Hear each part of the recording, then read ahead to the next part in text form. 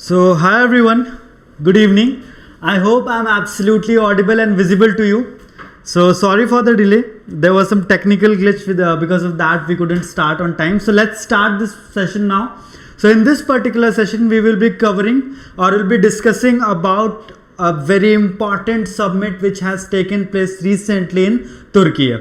We are talking about NATO Summit 2026. Now this is one of the most prestigious security organization in the world. It was created post World War II to stop the expansion of Russia or to counter the threat of Russia. This is a brief background, right? So we can start now. So yeah, as you know, we always talk about our coveted GK and current affairs batches because every class is incomplete if we don't discuss about our GK and current affairs batches. And you can also opt out for GK question bank, which is a comprehensive source for more than 4,000 questions. Last year also, who were continuously engaged with 12 minutes to CLAT, उनको पता है कि last year भी CLAT 2026 में काफी सारे questions हमारी GK question bank से आए. So this is also one relevant source. Then again, a proud moment for every particular member of 12 minutes to CLAT family. We have launched our first offline center in Saket. We have 3 dedicated batches: Phoenix, Genesis and Sprint, for 12th appearing students, for the students who have taken a drop, and also for the students who are preparing for CLAT 2028. And this is the batch Prarambh 2028 which we have launched today. So anyone who's preparing for CLAT 2028, you can go and check out this particular batch as well. Now coming back to the important points related to this particular summit, right? So when we talk about North Atlantic Treaty Organization, students, you have to keep one very important fact in your mind, that it is one of the most important security organizations, security alliance. And why this security alliance is important? Because of Russia. Now we know Russia is a very powerful country, and to defeat Russia you need multiple countries coming together on a single platform. That's why post World War II this particular organization was created. Now NATO Summit 2026. अब बहुत सारे points हैं इस particular summit में जो हमें याद रखने. Factually this topic is very relevant. So NATO Summit 2026 took place on 7th and 8th of July in Ankara, Turkey. Summit concluded on 8th of July. Ankara तुर्की में हुई थी. ये चीज प्लीज आप याद रखिएगा. The host city was Ankara, Turki.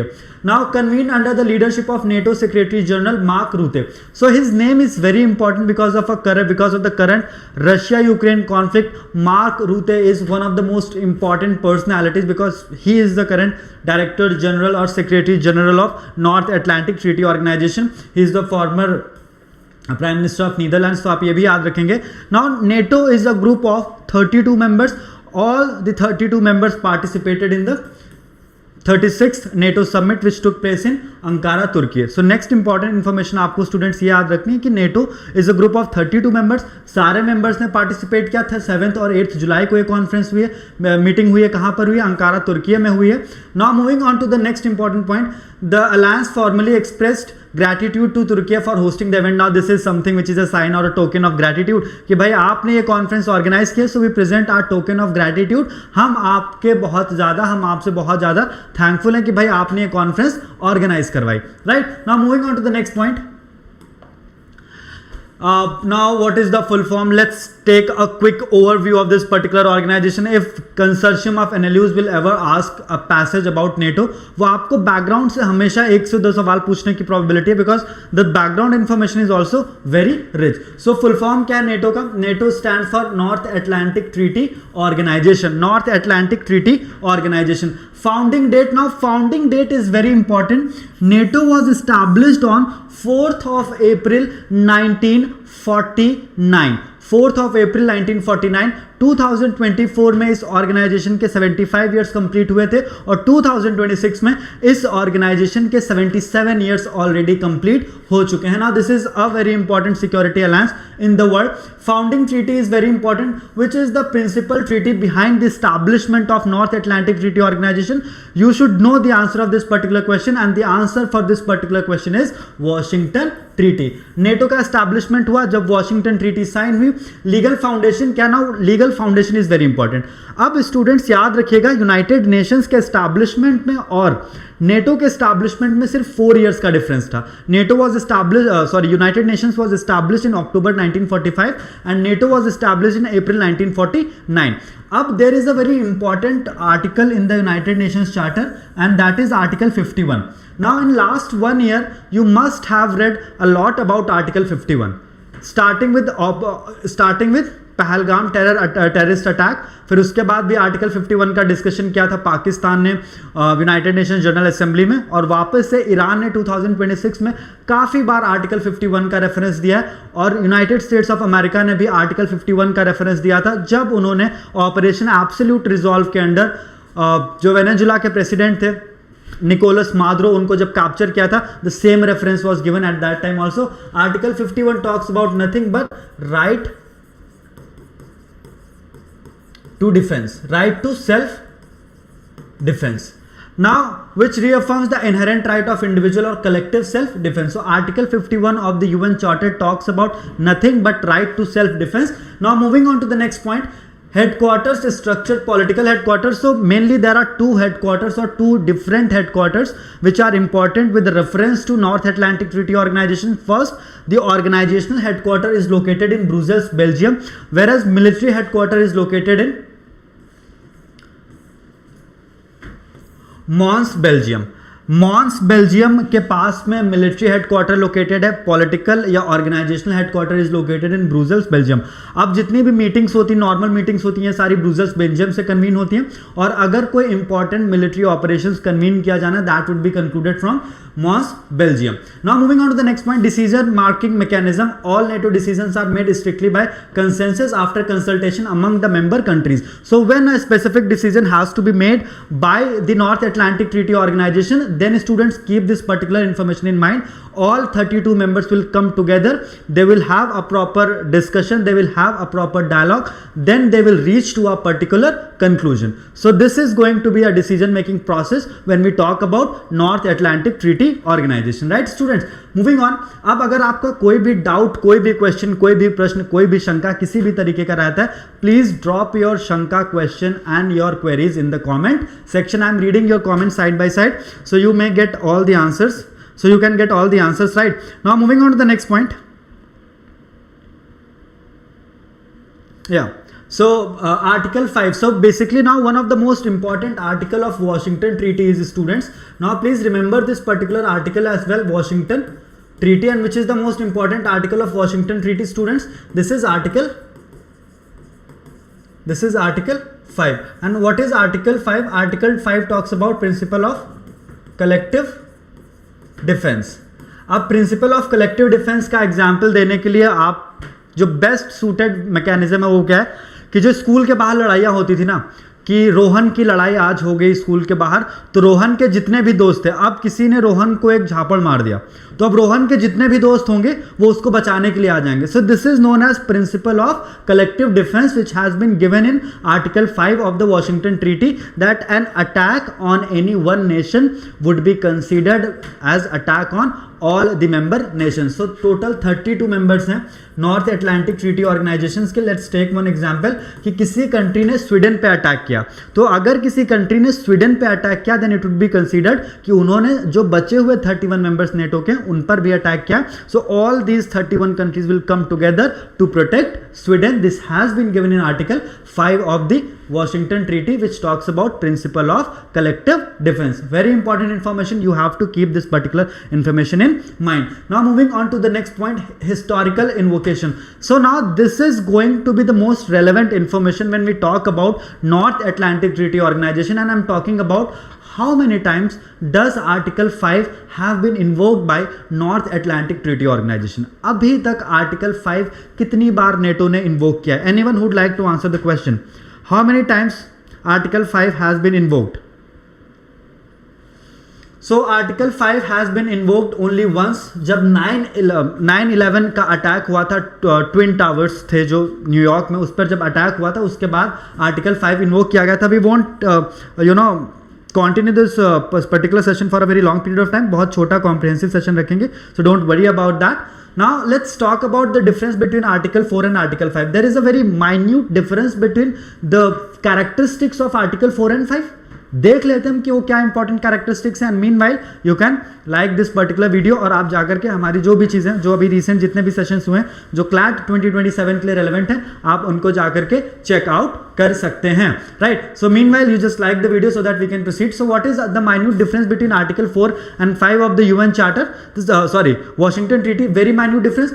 Article 4 basically तब ट्रिगर होता है when a particular individual state is under some sort of threat. अगर मुझे लग रहा है, let's take one example, I am the 32nd member of NATO, मैं Sweden हूं, मुझे लग रहा है मेरे कंट्री पे कोई अटैक कर सकता है, तो मैं आर्टिकल 4 इन्वोक करके जितने भी नेटो के मेंबर्स हैं मैं उनको इनवाइट करूंगा and there will be a formal discussion about that particular threat. और जब वो particular discussion under article 4 conclude हो जाता है उसके बाद आर्टिकल 5 ट्रिगर होता है. राइट. आर्टिकल 4 पे discussion, article 4 basically talks about a formal discussion when there is an eminent or a prominent threat on any nation. तो सारे मेंबर कंट्रीज आकर के उसके बारे में डिस्कस करते हैं और अगर उस कंट्री पे अटैक होता है तो आर्टिकल 5 इन्वोक करके सारी कंट्रीज उस पर्टिकुलर कंट्री को प्रोटेक्ट करने आ जाते हैं. Right. Now moving on to the next point. Now this is this I won't tell you all the important or all the information given there. I'll just tell you the relevant information which has been discussed in this particular slide. आपको 2-3 information students यहाँ पे याद रखनी है which are going to play a very important role for your in your examination. So let's talk about those information and please be very meticulous while discussing all these information. Please be very meticulous while jotting down all the important points. I just want कि आज के बाद आपको NATO वाला topic दोबारा touch करना ना पड़े. First thing first, when this particular organization was established on 4th of April 1949, there were total 12 founding members. There were total 12 founding members. उसके बाद over the period of time evolution हुआ इस पूरी organization का और 2024 में Sweden became the 32nd nation to join North Atlantic Treaty Organization. Sweden became the 32nd nation. Initially there were 12 founding members और 2023 में फिनलैंड ने ज्वाइन किया था. अब फिनलैंड का ज्वाइन करना क्यों इंपॉर्टेंट है? Finland was the 31st nation to join NATO and why Finland is important? Because ये डायरेक्ट बॉर्डर शेयर करता है रशिया के साथ में. That is the only reason why Finland is very important. Finland was 31st nation, Sweden was 32nd nation. अभी आप Spain भी याद रख सकते हैं क्योंकि डोनाल्ड ट्रंप और स्पेन के बीच में काफ़ी ज़्यादा गहमा गहमी, काफ़ी ज़्यादा हीटेड आर्ग्यूमेंट्स चल रहे हैं. Donald Trump is not liking Spain at all, although Spain is performing way better than United States of America in world cup, football world cup. That is all together a different thing, but yeah this is something which you have to keep in your mind. Now moving on to the next point students, let's talk about the important outcomes of 2026 NATO Summit and the most important of them is Ankara Summit Declaration because 2026 36th NATO Summit took place in Ankara. So the important comprehensive document or the important comprehensive objectives that were adopted, they were known as Ankara Summit Declaration. Now students, please remember this, for last 4 years NATO member countries have helped a lot. Ukraine को उन्होंने काफ़ी ज़्यादा help किया Russia Ukraine conflict में, क्योंकि जो maximum countries हैं NATO की पार्ट वो यूरोपियन कंट्रीज़ हैं और यूरोपियन कंट्रीज़ को कभी से टाइम इमेमोरियल से they have never liked the expansionist version of Russia और Russia wanted certain territories of Ukraine. तो इसी एक्सपेंशनिस्ट अप्रोच को स्टॉप करने के लिए, रोकने के लिए they are continuously financing Ukraine, they are continuously funding Ukraine. और 2022 ऑनवर्ड जितनी भी नेटो समिट हुई हैं उसमें हमेशा से एक इंपॉर्टेंट एस्पेक्ट क्या रहा है? how to fund Ukraine, how to provide more and more arms and ammunitions to Ukraine, right? So let's talk about the important points of this Ankara Summit Declaration and then we'll solve a quiz of 5 questions and then we'll wrap up this particular session. So reaffirming the foundational bond. So since Donald Trump has assumed office as the 47th president of United States of America, NATO का जो foundation है that has become quite shaky. क्योंकि कई बार जाकर के Donald Trump ने NATO के जो मेंबर कंट्रीज और नेटो का जो पूरा फाउंडेशनल सेटअप है उसके अगेंस्ट बहुत सारे स्टेटमेंट्स दिए हैं. and those statements have sometime raised very important questions about the very existence of North Atlantic Treaty Organization, right? तो इस वजह से भी NATO थोड़ा बहुत और relevant हो जाता है. Now moving on to the Article 5 का commitment क्या है? Article 5 का commitment वही है, principle of collective defense, कि अगर रोहन पर अटैक हुआ है तो रोहन के सारे फ्रेंड्स उसको प्रोटेक्ट करने के लिए आ जाएंगे. So principle of collective defense is one of the most important foundational principle of North Atlantic Treaty Organization, or you can say that this is the most basic foundation of North Atlantic Treaty Organization. Moving on, now the core maxim. Now what is the core maxim which has been discussed under Article 5? That an attack on one nation would be considered as attack on all the member nations. It has been firmly stated in Article 5 of the Washington Treaty. Then strategic approach, reaffirmed a 360 degree approach. 360 degree approach is nothing कि भाई अगर आप किसी member country पर attack करेंगे तो हम एड़ी चोटी का जोर लगा देंगे उस कंट्री को प्रोटेक्ट करने के लिए. This is basically a 360 degree और या Indianised version of 360 degree approach, right? So moving on to the next point. Target citizens. The alliance aims to secure peace and prosperity for 1 billion citizens residing across its free and democratic member nations. So ये जो 32 member states हैं, इसकी जो population है that is approximately a billion. In 1 billion लोगों के लिए काम करना that has been one of the most important objective of Ankara Summit Declaration adopted at 36th NATO Summit which took place between 7th to 8th of July in Ankara, Turkey. At the end of the class I will ask 5-6 different questions. Let's see कि आप लोगों को कितना ये topic समझ में आए. Let's move to the next point. What are the financial commitments? So let's talk about the financial commitment. So European allies and Canada expanded their core defense requirement by more than $139 billion in 2025 और $139 billion तक का commitment बढ़ा दिया European union और Canada ने. अब ये जो जितना भी ये कमिटमेंट, डिफेंस कमिटमेंट इंक्रीज हो रहा है, it is quite beneficial for United States of America, क्योंकि एक बहुत कॉमन परसेप्शन है कि when there is a global recession और when the GDP of United States of America goes down, तो यूनाइटेड स्टेट्स ऑफ अमेरिका बहुत सारे countries पे प्रेशर बनाता है डिफेंस प्रोक्योरमेंट को लेकर के. और डोनाल्ड ट्रंप के प्रेसिडेंट बनने के बाद में अमेरिका काफी लंबे टाइम से अपनी डिफेंस स्पेंडिंग को बढ़ा रहा है जस्ट टू इंश्योर कि उनका जो डिफेंस डेवलपमेंट या डिफेंस मैन्युफैक्चरिंग कैपेबिलिटीज है उनको इंक्रीज किया जा सके, so that they can sell a lot of weapons to their European allies. और अब यूरोप के साथ में डुअल प्रॉब्लम हो गया. डुअल प्रॉब्लम क्या है कि यूरोप को खुद के डिफेंस के लिए भी अमेरिका से डिफेंस इक्विपमेंट खरीदने और वापस से जो यूक्रेन को फंडिंग प्रोवाइड कर रहा है यूरोप, यूक्रेन उस पैसों का क्या कर रहा है, यूक्रेन भी उन पैसों को अमेरिका को देकर के अमेरिका से सारे वेपन्स वो ले रहा है. सो अमेरिका को बहुत ज्यादा बेनिफिट है इस पूरे कॉन्फ्लिक्ट में, right? Now moving on to the next point, new procurements. Leaders formally announce more than $50 billion इन brand new defence procurements at Ankara summit. अब जो 32 मेंबर स्टेट्स हैं इन्होंने बोला है कि ये $50 billion का नया मिलिट्री स्पेंडिंग करेंगे to purchase new arms and ammunitions. और ये सारी चीजें क्यों की जा रही हैं?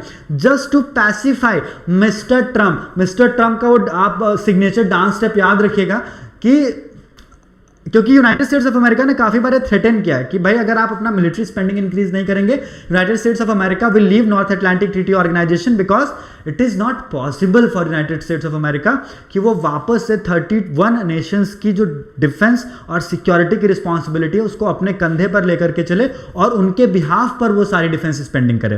तो just to appease America, just to pacify America, a lot of countries are spending a lot of money on their defence procurement. वापस से चलते हैं इंडस्ट्रियल बेस ऑब्जेक्टिव. अब इंडस्ट्रियल बेस ऑब्जेक्टिव में क्या? Place to eliminate internal defence trade barriers, expand collective manufacturing capacity and accelerate innovation to maximise industrial depth. So basically क्या है, अभी हम इस पूरे डिस्कशन के नेक्स्ट स्लाइड में एक इंपॉर्टेंट पॉइंट कवर करेंगे, that United States of America has finally allowed Ukraine to manufacture Patriot missile. Patriot missiles are very important when it comes to aerial defense system. और United States of America ने allow कर दिया है Ukraine को कि वो patriot missile develop कर सकते हैं अपने कंट्री में. Although Ukraine is not a member of NATO, but since 2022 जब भी नेटो सबमिट होती है Ukraine is the focal point of that particular summit, right? So अब क्या है कि जितनी भी मेंबर कंट्रीज उन्होंने डिसाइड किया कि इंटरनल ट्रेड बैरियर्स को रिमूव करेंगे, and bye 2035 now this is how United States of America has planned everything. For their own benefit and profit. क्या प्लान किया कि भाई 2035 तक नेक्स्ट 9 ईयर में जो भी मेंबर कंट्रीज हैं वो अपने जीडीपी का 5% डिफेंस इंफ्रास्ट्रक्चर को स्ट्रेंथन करने में स्पेंड करेंगे। और mind my words, trust me on that particular thing, सबसे एडवांस डिफेंस टेक्नोलॉजी अमेरिका के पास में। तो ये जो 5% अपनी जीडीपी का ये लोग खर्च करने की बात कर रहे हैं, ये कहां पर खर्च होगा? ये पैसा किसके पास में जाएगा? यूनाइटेड स्टेट्स ऑफ अमेरिका के पास में। तो United States of America is basically milking all the advantages, milking all the circumstances so that they may have a lot of money to boost their GDP. Strategic and technological modernization, building a modernized alliance. Up with the passage of time, with the introduction of more and more UAVs, unarmed aerial vehicles and drones and robotics in war. अब क्या हो गया कि if you have a tank worth 100 crore rupees and there is a country which had a drone worth 20 lakh rupees, so there are high chances कि जो 20 lakh rupees का drone है ये ज़्यादा यूजफुल होगा उस 100 करोड़ रुपीस के टैंक से, right?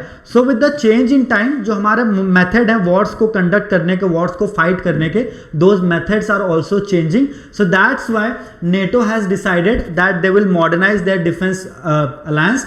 Transatlantic war fighting cloud. Commitments were made to build and develop an interoperable transatlantic war fighting cloud.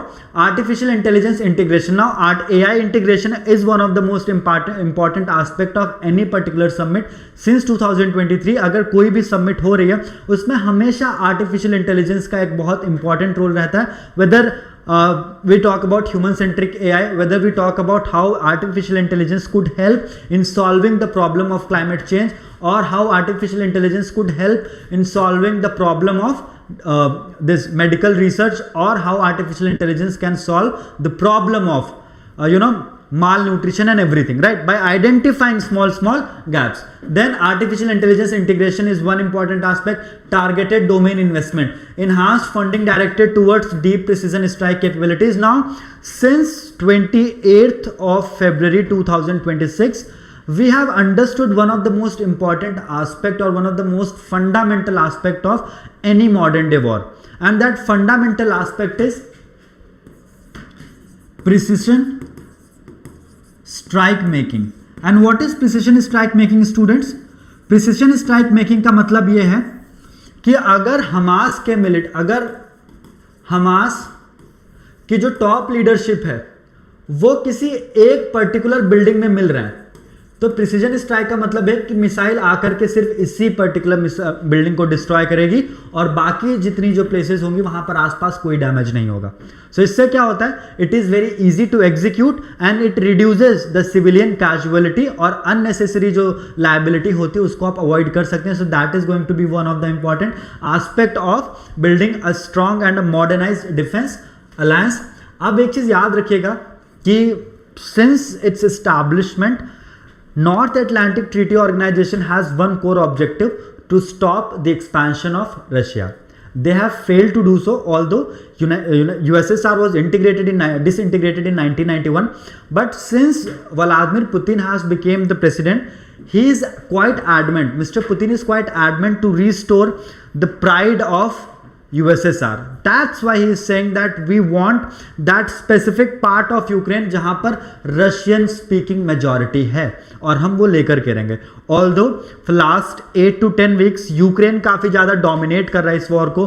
बहुत सारी उन्होंने जो पेट्रोलियम फैसिलिटीज़ थी उनको डिस्ट्रॉय कर दिया.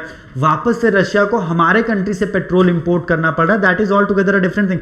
But under the leadership of Vladimir Putin he had made one thing very clear, that we will restore the pride, will restore the respect of USSR and will restore the that dignity of every Russian. तो उस वजह से भी काफ़ी सारा जो defence spending है Europe का वो यूक्रेन वॉर को ही पैसिफाई करने में जा रहा है अभी कभी. अब दूसरा क्या है, Alliance formally pledged 70 billion euros, around 80 billion dollar in military equipment assistance and training for Ukraine. अब यूक्रेन के लिए क्या है भाई, मतलब यूक्रेन इस इन सच अ सिचुएशन कि जो आपका जो ह्यूमन कैजुअलिटी हो रहा है उसको छोड़ के अगर आप हम बात करें तो उनको इतना ज़्यादा इंटरनेशनल सपोर्ट मिल रहा है यूरोप से, पहले अमेरिका से भी मिल रहा था, but since Donald Trump has became president उनको सिर्फ एक ही तरीके का सपोर्ट मिल रहा है कि अगर आप हमको पैसे देंगे हम आपको टाइमली डिफेंस इक्विपमेंट डिलीवर कर देंगे, बट हम आपको किसी तरीके का फाइनेंशियल एड प्रोवाइड नहीं करेंगे, क्योंकि ये एक तरीका है यूक्रेन को फोर्स करने के लिए कि यूक्रेन को फोर्स कर सकते हैं आप कि वो एक नेगोशिएट करें एक पीस डील, राइट। सो यूरोप पैसा देता है यूक्रेन को, यूक्रेन वो पैसा देता है किसको, अमेरिका को, और अमेरिका से वो सारे डिफेंस इक्विपमेंट खरीदते हैं। तो लास्ट ईयर एक बहुत strong, earlier this year a very strong package was approved by European union for Ukraine. अभी उस पैसे को पानी की तरह बहाना शुरू किया यूक्रेन ने, और रशिया को एक्चुअली में काफ़ी ज़्यादा डैमेज कर रहे हैं, right. A firm sovereign commitment to sustain at least equivalent funding levels 70 billion euros into 2027. अब 2026 के लिए 70 बिलियन यूरोस का फंडिंग कमिटमेंट है, 2027 के लिए भी उतना ही कमिटमेंट एकदम इंश्योर्ड है। European allies and Canada now finance the vast majority of security assistance to Ukraine. Now this is quite understandable, right? कि Europe has always Europe has a continuous threat from Russia, क्योंकि Russia के पास में जो defence equipments available हैं उनकी range में पूरा का पूरा यूरोप आता है। तो यूरोप के पास में हमेशा से एक एमिनेंट थ्रेट है, और अमेरिका को कोई एमिनेंट थ्रेट रशिया से नहीं, बिकॉज अमेरिका के पास खुद इतने डिफेंस एडवांस डिफेंस इंफ्रास्ट्रक्चर है। और दूसरा रीजन ये भी है कि रशिया हैज़ द बिगेस्ट और the largest nuclear Arsenal in the world. अब यूक्रेन को प्राइमरी फाइनेंसिंग ईयू और कनाडा से मिले। ईयू का रोल बहुत इंपॉर्टेंट हो जाता है, क्योंकि जिस दिन से ये वॉर स्टार्ट हुआ है यूक्रेन के साथ में कंधे से कंधा मिला करके कौन चल रहा है, सिर्फ और सिर्फ European union. Now inside the closed door discussion, so this is not that much relevant, but again you need to have a fair idea about what is about this closed door discussion. The explicit wording of the Ankara declaration was strategically crafted to calm doubts over the United States commitment following public criticism by US Donald Trump regarding Greenland and allies' refusal to back his Iran campaign. So basically why Donald Trump is not happy with North Atlantic Treaty Organization, पहला तो Donald Trump is like that small kid कि मुझे बोला मुझे Greenland चाहिए, मुझे Greenland चाहिए, मुझे ग्रीनलैंड चाहिए, ग्रीनलैंड नहीं मिला तो बोला कि हम नेटो को छोड़ देंगे। उसके बाद जब ये ईरान वाला कॉन्फ्लिक्ट स्टार्ट हो गया, हेल्प करो, स्ट्रेट ऑफ हॉर्मुज बंद हो गया, शिप्स को, कमर्शियल शिप्स को स्ट्रेट ऑफ हॉर्मुज से पास करने में हेल्प करो। जब नेटो मेंबर्स ने ये बोल दिया कि this is not our war to fight, तो फिर से वापस से धमकी क्या दी कि मैं ये ऑर्गेनाइजेशन छोड़ दूंगा, क्योंकि ये this organisation is of no use for United States of America. So basically पूरा का पूरा जो इस बार सबमिट हुआ, that's the main objective of that summit was a twofold objective था। पहला यूक्रेन को फाइनेंस करना, दूसरा अमेरिका को अपीज करना, डोनाल्ड ट्रंप को पैसिफाई करना, right. Russian retaliation, Russian foreign minister spokesperson Maria Zakharova denounced the summit decision as irresponsible, accusing NATO of accelerating the militarization of the European continent and warning of catastrophic consequences. So Russia is like that KGF का Rocky भाई। मैं तो मतलब Russia को उसी से denote कर पाता हूँ कि जो किसी ने अगर KGF मूवी देखी होगी तो उसमें रॉकी भाई का रोल प्ले करता है ना, वैसा ही है रशिया की। आप कुछ भी कर लीजिए, and Russia is always there to say कि भाई आपको कैटास्ट्रॉफिक कॉन्सिक्वेंसेज झेलने पड़ सकते हैं, because they have the largest nuclear Arsenal in the world. अब प्राइमरी लॉन्ग टर्म इसके थ्रेट्स क्या हैं? रशिया की वजह से जो थ्रेट्स हैं वो हैं, stance on Iran is not clear, the alliance explicitly reiterated that Iran must never be permitted to possess a nuclear weapon. ये चीज़ तो हमेशा बोलता है पूरा का पूरा नेटो कि भाई ईरान के पास में कभी न्यूक्लियर वेपन नहीं होना चाहिए, बट इस चीज़ को इंश्योर करने के लिए जब अमेरिका ने अटैक किया 28 फरवरी को ईरान के ऊपर, तो कोई भी country, not a single country was there to help United States of America. That's why Mr. Trump was not happy that this particular organization is just to consume American money. This particular organization is never there to help United States of America. That's why we will leave United States of America. But United States of America भी NATO quit नहीं करेगा, because they have their own advantages. कि NATO के members या NATO organisation के उनको खुद को बहुत सारे एडवांटेज है। इतने सारे कंट्रीज़ में आपने अपने मिलिट्री बेसिस और एयर बेसिस जो बना रखे हैं, उनका फिर क्या होगा। अब दूसरा ऑब्जेक्टिव था freedom of navigation, strait of Hormuz which connects Persian Gulf to Gulf of Oman, which is responsible for 20% supply of global crude oil. वहाँ पे सेफ कमर्शियल वेसल्स का जो पासेज है वो कैसे इंश्योर किया जा सकता है। Then we have the next important point, third parliamentary summit. अब एक चीज़ ये याद रखिएगा student, this is very important, before this particular summit started एक थर्ड पार्लियामेंट्री सबमिट हुआ था नेटो मेंबर कंट्रीज का। This summit took place in 28 to 29 of June, Istanbul में हुआ था तुर्की में। प्रॉपर समिट अंकारा तुर्की में हुई थी, बट ये पार्लियामेंट्री समिट हुई थी। नेटो पार्लियामेंट्री समिट 28-29 जून को कहाँ पे हुई थी? इस्तांबुल तुर्की में हुई थी। 2025 में पार्लियामेंट्री समिट हुई थी ब्रुसेल्स बेल्जियम में, which is the headquarter of NATO. फिर 77 ईयर्स अलायंस के हो चुके हैं, ये हम ऑलरेडी डिस्कस कर चुके हैं। इंडिया का कोई इनहेरेंट इंटरेस्ट नहीं है इस ऑर्गेनाइजेशन में, और 2035 तक जितनी भी नेटो की मेंबर कंट्रीज हैं उनको 5% अपनी जीडीपी का डिफेंस स्पेंडिंग पे खर्च करना होगा। Now we are now into the most important section of this particular session. अब हम वापस से चलते हैं, अब हम आ चुके हैं क्विज वाले पार्ट पे। So let's start with the quiz वाला aspect. Sir, is India member of NATO? No. Yeah, we have increased the speed a lot, right? So let's start with this particular discussion now. So the first question is, the 2026 annual summit of the NATO concluded with the issuance of the landmark Ankara Summit Declaration, under whose leadership as the NATO Secretary General was the high level summit formally convened. अब आपको ये बताना है कि किसकी chairmanship के under ये high level summit conclude की गई थी. Anyone who would like to answer the question? Anyone who would like to answer question number 1? So for question number 1, students, the correct answer is Mark Rutte. Mark Rutte is the current Secretary General of North Atlantic Treaty Organization, and under his chairmanship this particular conference was convened. Now moving on to question number 2. The legal architecture of NATO relies on distinct provision enshrined in the 1949 Washington Treaty, which specific clause mandates formal consultation. We have already discussed formal consultation among member states when an individual nation perceives a direct threat to its territorial integrity or security, distinguishing it from an active collective defense deployment. Anyone who would like to answer question number 2, who's interested in answering question number 2, will get a 5 star. 5 star सिर्फ 5 रुपए वाला ही मिलेगा, 20 वाला आप claim नहीं कर सकते हैं. Anyone who is interested in answering question number 2. Now question number 2 is very simple. आपको ये बताना है कि which primary article empowers or talks about a prior consultation when there is an imminent threat to any member state. Anyone? Okay, so today you guys have decided that you will not answer any question. That is absolutely fine. 11 students are watching this particular session but not a single answer. तो इसका मतलब मैं क्या समझूँ, आपको नहीं समझ में है, which is very difficult to accept the fact. But yes, I am always open to all sort of comments and recommendations and suggestions. So anyone, so prior consultation is given in article 4. If any country feels and there is an imminent threat, so article 4 के अंदर prior consultation कर सकते हैं. Then they can invoke article 5, which talks about principle of collective defense. Article 4. Finally, we have an answer from Modern Gaming, that is article 4. Absolutely correct. Article 4 talks about prior consultation. Article 5 talks about principle of collective defense. Now moving on to the next point. Question number 3. Under the Hague Defense Commitment highlighted during the 2026 Ankara Summit, NATO's European allies and Canada have collectively scaled up their core defense investment. What long-term target baseline has been established for these allies' defense expenditure relative to their GDP? 2% of GDP by 2030, 3% of GDP by 2027, 5% of GDP by 2035, or 4% of GDP by 2040. Anyone who would like to answer question number 3? What is the target spending by NATO allies? What is the target spending by NATO allies? So anyone who I have told you, just have given a correct answer for this particular question. हमने अभी इसके बारे में हम already discuss कर चुके हैं. So for this question, the correct answer is 5% of GDP by 2035. NATO के मेंबर जितने भी मेंबर्स हैं उन्हें अपनी GDP का 5% स्पेंड करना होगा 2035 तक. Now we'll move to question number 4.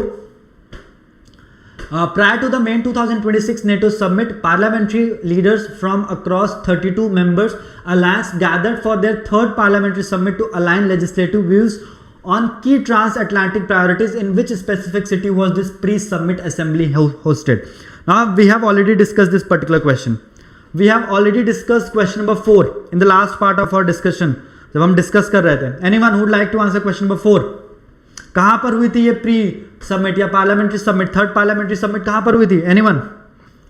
Exactly the correct answer is option C, Istanbul में हुई थी third parliamentary summit. Now will move to the next question, question number 5. The Ankara Summit Declaration outlined robust financial and military commitments to ensure sustainable long-term assistance for Ukraine. What specific amount did NATO allies officially pledge for the year 2026, covering military equipment assistance and training? 50 billion euros, 70 billion euros, 139 billion euros, or 80 billion euros? Anyone would like to answer question number 5? 2026 के लिए कितना financial commitment ensure किया है European और NATO allies ने कितना financial assistance Ukraine के लिए इंश्योर किया है? And we have already discussed the correct answer is 70 billion euros, which is approximately 80 billion dollars. Now, this is the last question. As of the concluding session of Ankara Summit in July 2026, the total strength of the North Atlantic Treaty Organization stands at 32 sovereign member nations.